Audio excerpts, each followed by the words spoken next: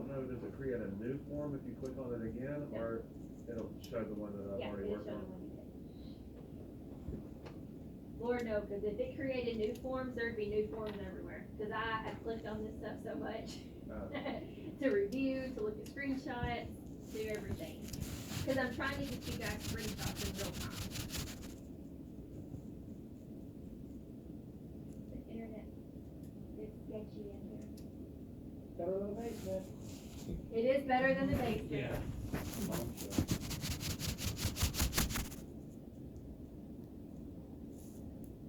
Okay, well that's not gonna pop up. I want to keep going. We got a lot to cover.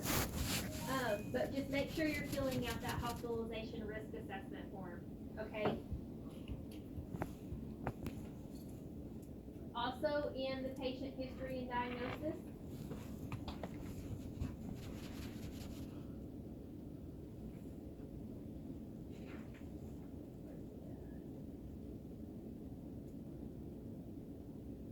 Vital signs section. Now there's a normal range, that wasn't there before, right? I'm not 100% sure if it was there or not. No. But you want to click on that vital normal range section, enter that in. I don't think any, there we go. So you can enter that in.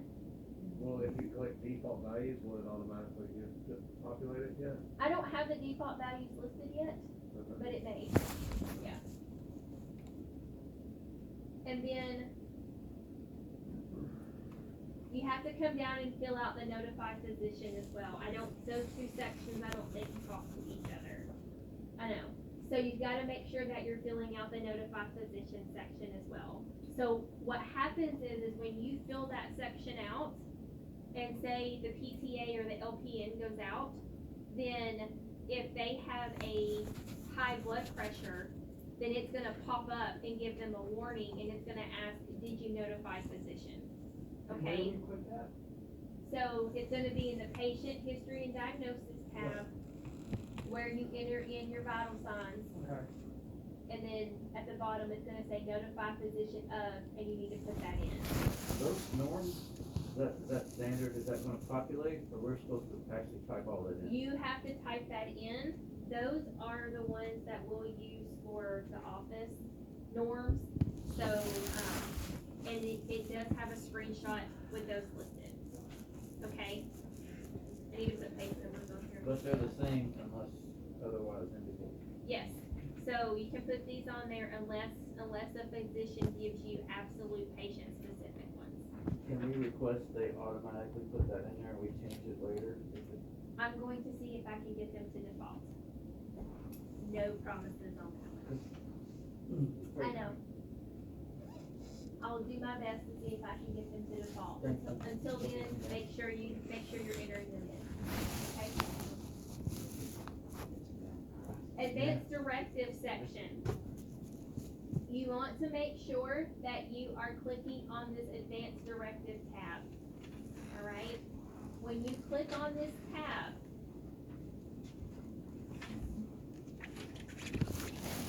you need to fill out this in its entirety, okay? If they don't have an advanced directive, make sure you're filling out who their surrogate healthcare decision maker is or marking no, okay? Or if they have an advanced directive, advanced care plan, surrogate decision maker, okay? All of these questions, guys, when you fill out this advanced directive form and you say to submit, so we just have to see if you can do that. You have to send it back to me. I think it's already been sent out. Probably. It's sitting in there waiting on me. Okay. Once you fill it out, those answers and other OASIS answers will populate into that value-based purchase tab. Okay? So you want to make sure that you're filling out this advanced directive section. Okay? That advanced directive section is what plays into our value-based purchasing stuff. I also do not have that tab. I don't know if that matters. Okay. We will get there to fix. Okay. Yes. So, we fast forwarded to the point, are we still at that place where we're still carrying in two forms, the emergency and the, or are we good here? No, so, it's a great question. So the admission consent is filled out online now, it's filled out electronically. In your admission booklet, you still have the patient emergency individualized plan. That still has to be filled out and a copy brought to the office, and then a copy left with the patient because it's a carbon copy. That is a COP requirement that when we leave that patient's home, they have to have a written emergency plan. So there's no way to put it in the system and then be able to leave them a copy. So unfortunately, that piece is still going, to be, having to be done by paper, okay? We can still get the admission consent done online because we have a copy of that in our admission booklet, and we can show them, this is your copy, okay?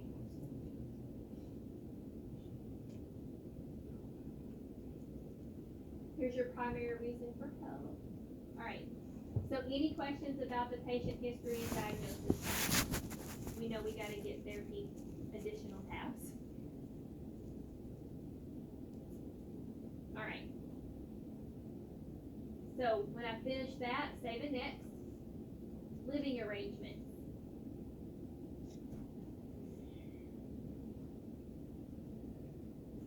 So we do have M items to fill out. Alright. Big thing I want to tell you here, home safety evaluation. You want to make sure that you're filling out all the sections that you can. Okay. If the right here, oxygen safety. If this patient has oxygen, then underneath your form section, you've got to fill out the oxygen use safety. Okay, or sorry, the oxygen safety assessment. So so at the end of here, when you get to forms, if they have oxygen, you'll have to add a new form and add in that oxygen safety assessment, okay? It's not one that has a blue tab right here that you can automatically go to it. So you have to do that in addition to filling out that box? Yes, this box right here, or this section, does not have all of the questions we need answered. So can we just leave that blank in the No. form? No. So you always have to do both? You have to do both. Okay. If not, then you're gonna get beat by Medicare. Yeah. I know that section's redundant, Yeah. but until we can build in the oxygen safety checklist into the forms, then that assessment has to be done because it goes into more detail and more depth of what ACHC and Medicare is looking for. And it's like, Go ahead. Instructions, materials provided, everything needs to be checked, including medication regime administration, okay? So you wanna make sure that you check everything here. Why? Because these are all the items we cover upon admission. So all items need to be checked. Okay?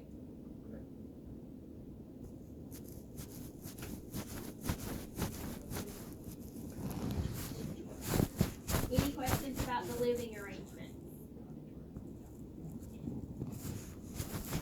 Okay. Sensory. Underneath sensory, when you get to like your assessment style questions and you're getting to like eye vision or like respiratory, cardiac, all of that stuff, if we have anything that's checkmarked not assessed, that is instantly going to come back to you for a correction. So you can put no problems found if there's nothing that you need to document in that section, or you can fill out that section, okay? But if at any point in time, any assessment area is marked not assessed, just know it will come back to you for correction. Alright, so ear, mouth. Alright, pain. When you get to the pain section, you have to fill out that Wong-Baker pain assessment. It's a must, okay? Filling out this right here will not get us past survey. So every patient has to have that Wong-Baker pain assessment, okay? If you're doing a routine visit, okay, and it comes to the pain section of that routine visit or the eval, all right? If that blue button is not anywhere in your eval, anywhere in your routine visit, go to that forms tab and add it in, okay? Every patient, every visit gets a pain assessment. In addition to a COVID assessment, right? Yes, Okay. because it's completely different. So when you click on that pain assessment,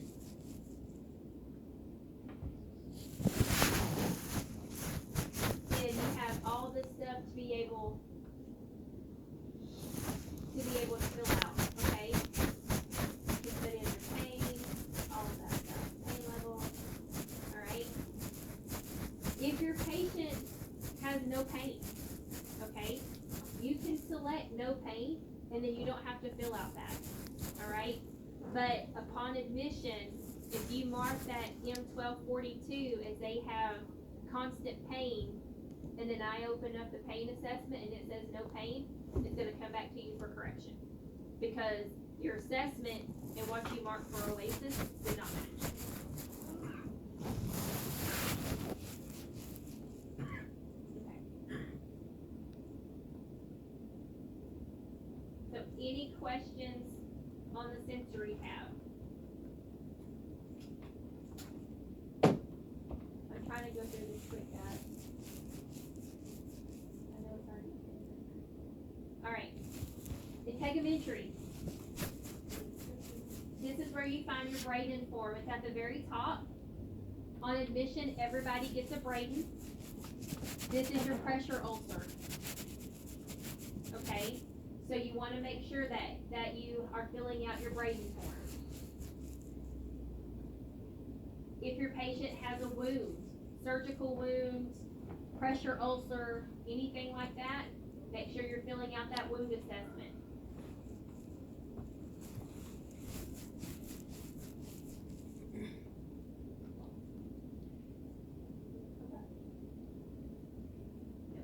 Okay. Anyway, make sure you're filling out that wound assessment. Throughout here, there are actually multiple times to be able to fill out that wound assessment. So it's actually in there, I think, there's another one. It's in there like 3 or 4 times to be able to fill it out. Okay? So just make sure that so on your integumentary, things to note, fill out the Braden. If they have a wound, fill out the wound. Okay? Therapy. If you go out there and they have a surgical wound, but maybe it's sutured up, nursing's not doing anything with it, it's healing, it's fine, you still need to mark that they have the surgical wound, and you still need to fill out that wound assessment, okay? Even if you're marking it, Covered. even though you're marking it covered, you're not doing anything with it, you still want to know where it's at, okay? If you have a surgical wound, let's talk about M1342. Surgical wounds don't granulate, okay? So if you have a surgical wound, it's either going to be not healing or it's going to be newly epithelialized, okay? The only time you're going to mark it as newly epithelialized is if it's 30 days past their surgery, okay? So say they had surgery in December, they went to the SNF for a month, they come home, you can see where it's at, then that's going to be past the 30-day mark, okay? So it has to be 30 days. Yes, it has to be 30 days. Newly, Correct. okay, Other than that, it's going to be not healing, got it. okay? The only time you're going to say like early or partial or fully for a surgical wound is if that surgical wound has dehisced, okay? Say And that it's again? open, if it's dehisced, if it's opened back up, okay? For a non-surgical wound? Or For a surgical wound. Mhm. So, Yeah. say the patient, they had abdominal surgery. Okay. And then when you go out, everything looks good. Yeah. You go out 2 days later, it's nice and red, some stuff's coming out of it. Okay. Technically, that surgical wound is now gonna be granulating because we're gonna open it up. Okay. 30 days past, usually you have to demyelize. Correct. Less than that, we're looking for the dehisced, Or it's or gonna be not healing. Not healing. Because basically what it is, it's healing by primary intention, so we're not doing any. We're not doing it. Right, Gotcha. we're not doing any intervention with it, but it's still not fully healed. That makes sense. Alright, so any questions over integumentary? Alright, so we are gonna skip respiratory, cardiac, nutritional, emotional, because all of that, it doesn't have any additional forms to fill out, it's just basically the questions. So I'm only trying to go over stuff to really bring out to your attention, okay? So next tab is ADL. Alright, the ADL section is where you're gonna enter supplies. So your supply tab is right up here. When you click on it, you get two options, okay? You get D&E supplies for the plan of care, and you get supplies used in this visit, okay? If I click on supplies for the supplies D&E for the plan of care, if the patient has a Hoyer lift in the house, if they have a wheelchair, if they have a cane, a walker, make sure you're marking it here. If they have oxygen, make sure you're marking it in this section, because that's gonna go over to your supplies and your DME section on your plan of care. Even if they already have it. Yes, yes. Even if they already have it, we wanna make sure that we're listing it, Okay. okay? So you wanna put everything that they have. Supplies, y'all, I'm sorry. It's a hot mess. I do not like how they have it in the system, but I can't fix it. It's alphabetical, that's fine. At least it's alphabetical. What tab are you on? 3,000 items So later. this is in the ADL, Okay. It's like ADL, and then at the very top you see where it says supplies. 3,000. Yep. Okay. So if your patient has a wound or they need something, we need to put as much of the supplies as we can on there. So you would wanna come down through here and find what you need to find. So if they need it's very detailed. If they need the max absorb, if they need, there's Opticell, if you have like packing strips, if they need tape,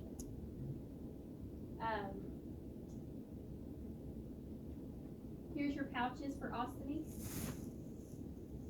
So this right here, it might not be specific, but we have to put the supplies on there. So it could be that maybe you choose like the pouch 2.75 or something like that. Yeah, but I had to look for that last night to show you where to put it in. So it's under pouch for ostomy supplies. I know. Like I was going down through there and I was like, really? Pouch? So, Silverthorpe, I mean, y'all, there's so much stuff in here. This, if they need Xeroform, so much stuff. So say you choose pouch ostomy 2.75, down here in the other section, you can put those specific items, and when we're reviewing it, we'll catch it, and then we'll order it from Medline for you, okay? Until we can get Medline to tell us how to go in and do it patient specific. So we've reached out to Medline and said, hey, we need you to come back and do another in-service visit to make sure that we're getting the patient-specific stuff ordered correctly. Okay? So for right now, Cindy Lewis, if you need something specific that you're not finding on here, especially for those ostomy patients, just enter it in right here. Okay? When you get it in, you'll hit save, and then you can close.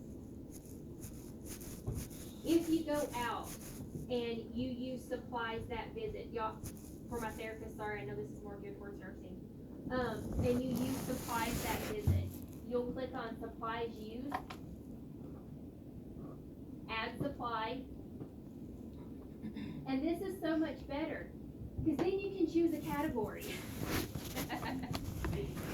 So if I know I need a collagen dressing, I can click on that, and then when I just click in here, it will populate and give me what I need. So like the pure cough, or if I needed the plus, or if I needed the one with silver in it. Okay?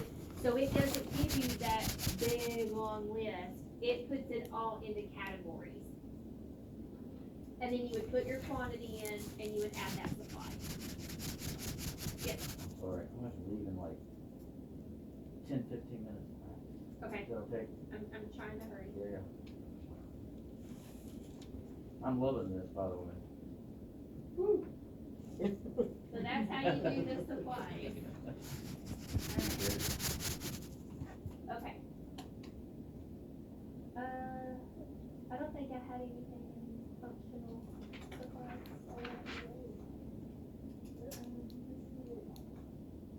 The functional prior.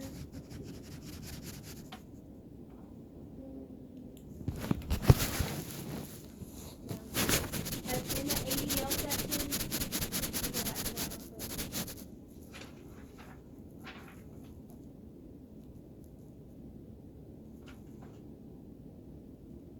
Right here. 1910. All right. You don't have to do the fall risk assessment. Okay. Don't do this. Do the Mach 10. Okay. Save yourself some time. I reviewed it last night. Only do the Mach 10. Okay. And then based on your score for Mach 10 will be how you enter in M1910. All right. Does that pull that number in? No, it won't. No. So basically, you're going to do your fall risk assessment. You're going to get that number. If it's above I think it's above 4 or 5, then your patient's going to be at risk for falls. You'll put it 2.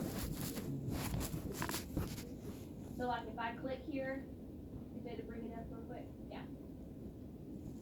So I'm going to fill it in. So you're going to do 1 point for yes. So you put a 1 in for a yes. So if they're age 65, 1 point yes. It's going to total all that up. And then 4 or more is considered risk for falling. Okay, then go back up real quick, so then you hit save. And then there will be a button that says save and submit. And you'll click save and submit. And then back out and put that number in. And then close, no, and then you just enter in your code. So has the patient had a multi-factor fall risk assessment? Yes, we just did the Mach 10. Right. And are they at risk for falls or not? Yeah, when you hit save submit, does it automatically take you back to this page? Yeah. It should, or you can hit save and submit. You might have to close it out and it'll bring you right back. Yeah. Just remember the number. Yeah. Nothing under functional abilities or goals. That was pretty self-explanatory. Medication. Right up here, very top, is where you would enter in your medications, okay? You want to click on Add View. So Add View Medications. To enter them in, you're going to click on New Medication, okay? When you click on New Medication, make sure that you're filling out your classification, okay?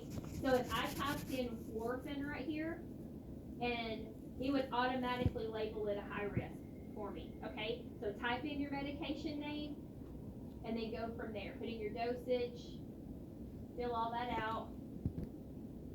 If the patient needs additional teaching on that medication on your routine visits, okay? Make sure that you check mark the box, required medication, teaching documentation, okay? That's gonna prompt that LPN, or that's gonna prompt that PTA to make sure that we are teaching that patient and going over the medications, okay? PTAs and therapists, for the longest time, I know y'all said teaching medication's not in my wheelhouse, okay? But it is, all right? Just like nursing, you're not gonna know every medication out there, all right? If you're not sure the side effects, what the drug is for, anything like that, once you put your drug in, if you click right here, it is going to bring up a patient education guide for you, okay? It's beautiful. I checked it out last night, all right? I even put a screenshot in there for you to show you what it's gonna look like. All right. Let me ask you a question about medication. When they order, is this an order, this orders a PRN medication, and you chart it that they order a PRN medication, and they kick it back to us and says, you cannot have a PRN medication that is not acceptable. How do you want me to put it in there? We'll have to look at that, because you can chart a PRN medication as long as you put what the PRN is for. Pain, Right. itching, dizzy, That's what I thought. Yeah, no, it can be done. All right. Medication review. You want to make sure you're clicking on medication review and answering those questions, okay? That's a testing that you have reviewed those medications, all right? Medication review is done at every visit. Whether it's a routine visit, an eval, a PTA visit, anything. Medication review is done at every visit because we reconcile meds at every visit. Okay? Even for PT? Even for PT. Yep. Yep. Med reconciliation is done at every visit. Okay? When you go into that medication tab on your evals, your routine visits, you have this right here of no medications none reported. If you want to check that, it basically means that they didn't have any changes after your admission visit, okay? Please note, in the patient's medication, oxygen is listed as a patient medication. You have to list oxygen.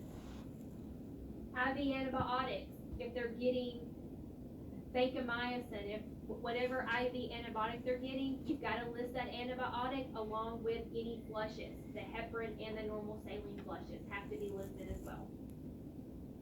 All right. And then under action here, you can look at drug interactions. You can edit allergies if you need to, and you can sort medications. Not sure why you would do this. Okay. So if you needed to edit allergies, you can.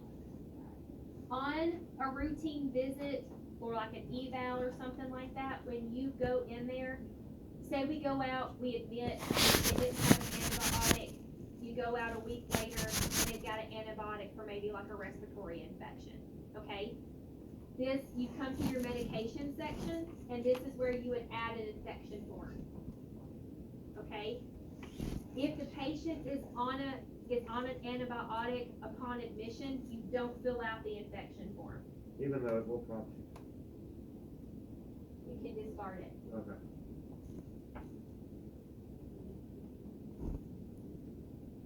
All right. So that's the medication stuff. All right. Therapy need and plan of care. Nursing.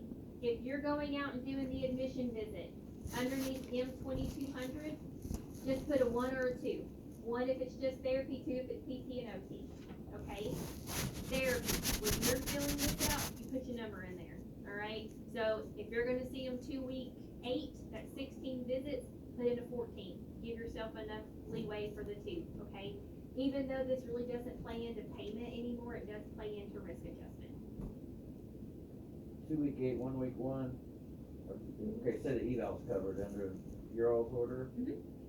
And I put 2-week 8,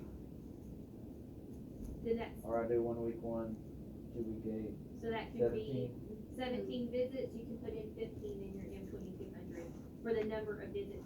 Don't put in, like, so if you say we're gonna see that patient for 17 visits on your frequency, don't put in 17 right there, because if you have missed visits.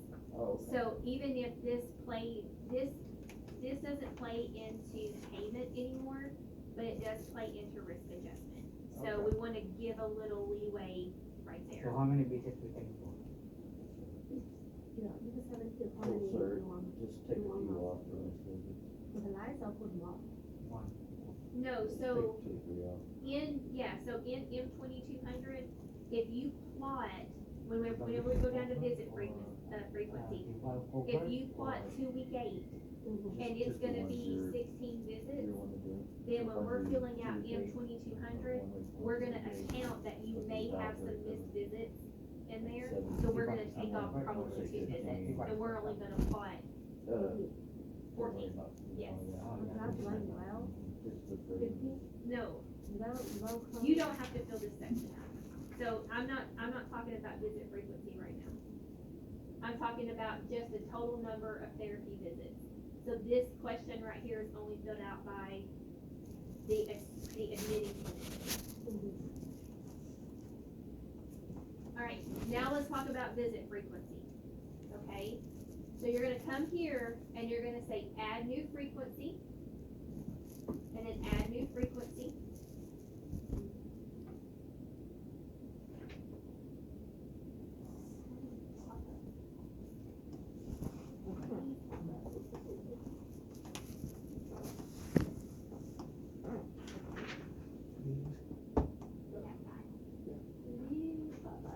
The one Takes me section out I to bed, I think, can there it go goes. Okay, I think I figured this And out. it's too far So you're for gonna you, but I can select go your tomorrow. discipline? It takes me out to 1.5 days. so say if we're doing Without the skilled nursing or PT, okay? notes. If you are admitting that patient on Tuesday, Monday or Tuesday, even Wednesday, if they needed another visit that week, you would want to put in here 1 week 1. 1 week 1, got 11. If they need another visit that week, If they need another visit that week, you okay, put 1 week 1 and choose your day, okay. okay? And you have to put a time in. Yes, That is the most, I'm gonna be That honest. is the most, It's- that is the most very annoying. infuriating thing. it is. that's what threw me. It is when you're trying to schedule it too, and it Yes. shows it overlaps. Yeah, so you can't.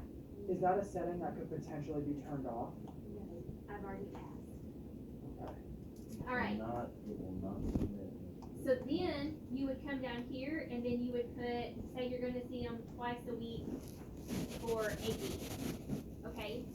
It will give you your episode dates up here, just so that way you know. The days, okay?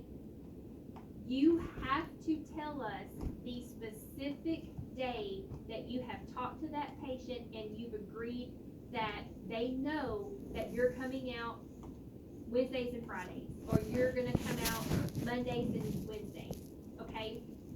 You have to tell us what days you're going, okay?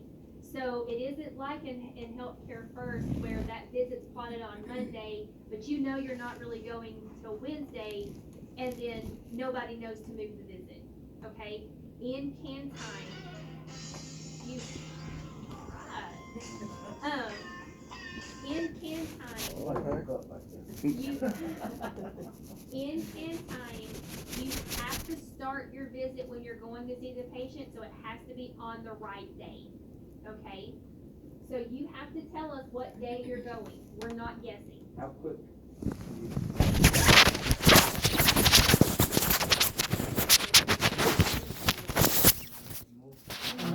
If you need to change your visit move, you have to let us know. Okay, we wanna make sure that we're moving everything correctly based on off and stuff. I got you. So if that visit needs to come back, then we need to reschedule that visit so we can reschedule it to you for another day.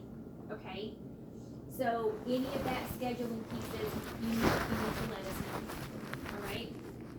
So say you had originally planned on Monday, but that week the patient says, no, can you come Tuesday? You're gonna have to reschedule that to Tuesday.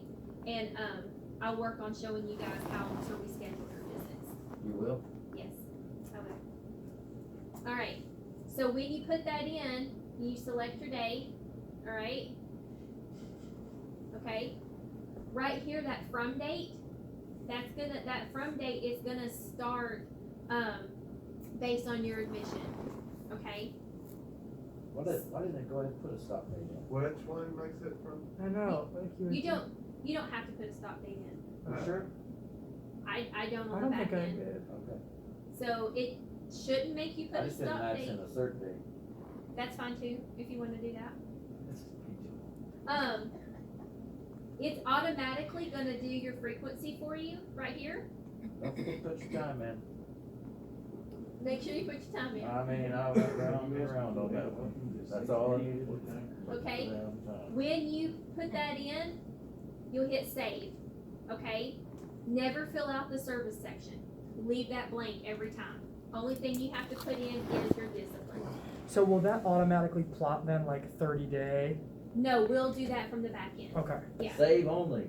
So hit save, well, you don't have There's not a save save in it. in, You don't No. need any PR visits?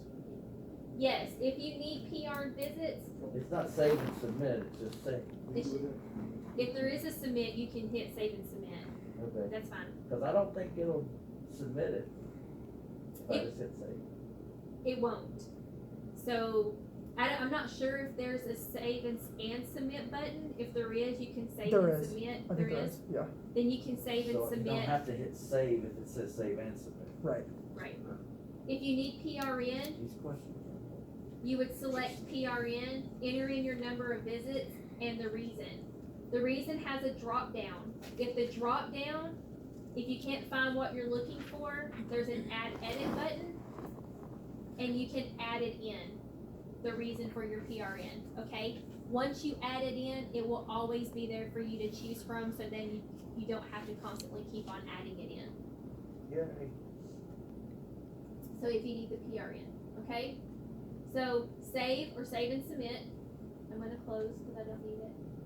And then you have to autofill down here. Click on autofill and it will update this right here with the frequency that you just put in, and that will go over to your plan of care.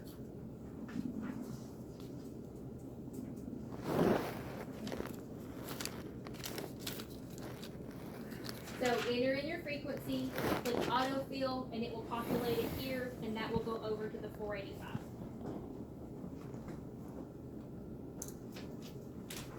I don't think I did all of this. It will take it, but the autofill is what's gonna put it on the 485. All right, I have a question. Okay, If you're gonna do one time a week for X number of weeks on the same day, but your last visit will be a different day, how do you do that? so Like, then, I'm gonna do one time a week, I'm gonna do it on Thursdays because she was gonna ask me if I could change one of the visits. okay, So it's gonna be one time a week on Thursdays through February 19th. And then it looks like the last dose will be the 21st, which means I'd have to go out the 22nd or the 21st to pull the PIC line. so then you would do like 1 week 4 and plot it on the Thursday, and then like 1 week 1 and plot it on, Okay, I That just Friday. wanted to make sure that that's, thank you. you're welcome. Alright. Alright, goals and intervention summary. We're almost there. Okay. I'm itching. Alright, goals and intervention summary. You gotta make sure that you're filling out an assessment summary note. That's your narrative, There it is. okay? Make sure you're filling that out. Key point. Okay, to do your plan of care order and goals, okay? The order and goals that are going on your plan of care. Click add from library. And then your discipline's automatically gonna pop up. And then select your area, okay? I listed on here, You added stuff now, haven't you? no, not yet. I am changing this just so you guys know, so that way it's What better. were you right before this? Goals and inter- Yeah, this is your goals and intervention section. And you're gonna click add from library. Add from library. Mm-hmm. I know every single time you have to do that clinical summary, right? The top one on there. Yeah, so I listed on here the items that have to be checked on every plan of care, okay? Because there's certain things that have to go on every plan of care. That's gonna be your clinical summary, okay? Even if you copy and paste your narrative, it has to go, okay? So your clinical summary is primary reason for home care. Why are we in there? What are we seeing the patient for? Any additional disciplines, any additional comments, okay? This is gonna save a lot of time for those coders and us having to call you and ask you for more information, all right? Under best practices, you're always gonna pick patient-specific parameters, medication education, falls, pain,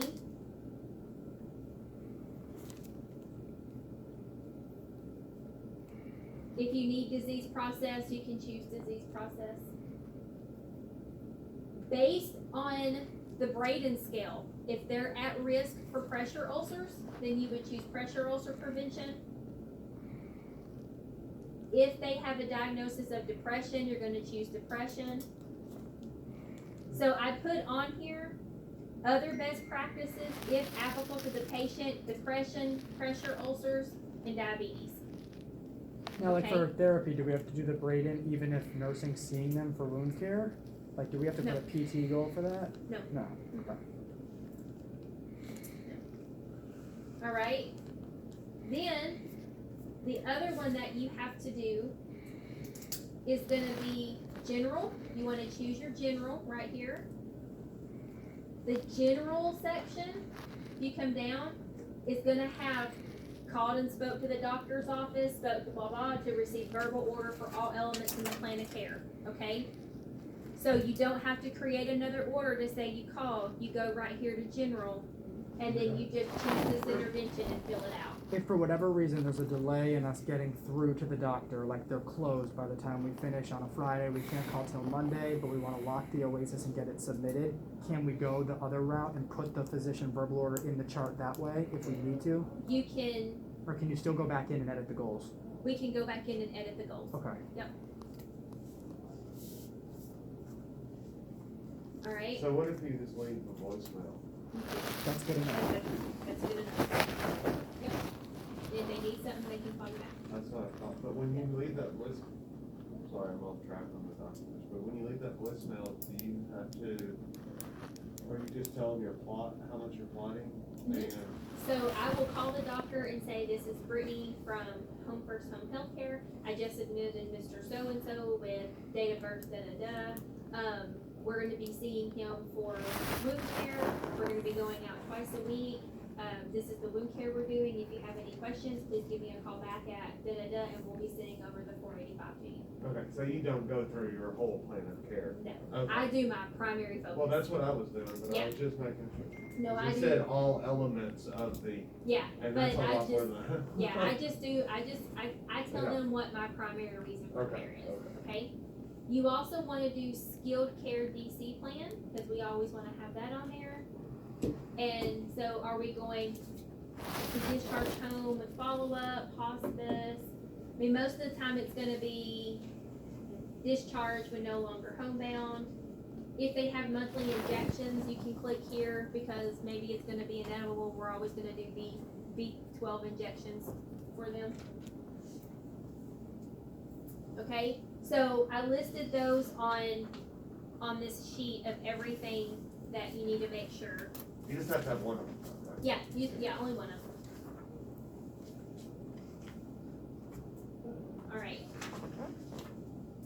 On the start of care order, once you get all of this stuff filled out, on that start of care order, you should be able just to click autofill and it bring everything over for you. Okay? You shouldn't really have to do too much on this section. Click autofill, bring it over, and then come down here and sign it. Okay?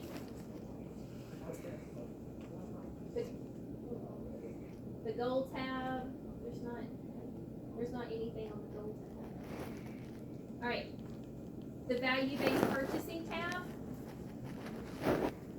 These questions, once you answer your OASIS and once you answer that advanced directive thing, it should, it's connecting. All those answers should pull over. Okay? So all you have to do on that value-based purchasing tab is scroll down to the very bottom and click the box that says clinician signature. Okay? And then enter in the date. There shouldn't be anything you have to fill out.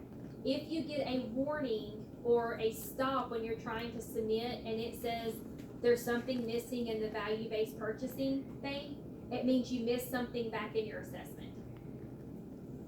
Okay? Timesheet, when you are ready to leave the patient's home, okay? So you're in there, you're seeing the patient, you're documenting small stuff as you go along, okay? When you get ready to leave the patient, you would go to your timesheet and you would click on checkout, okay? That's gonna stop your in-home time. This is also where you can go back in and put your mileage in if you need to. If you didn't do it on the front end, you can do it on that.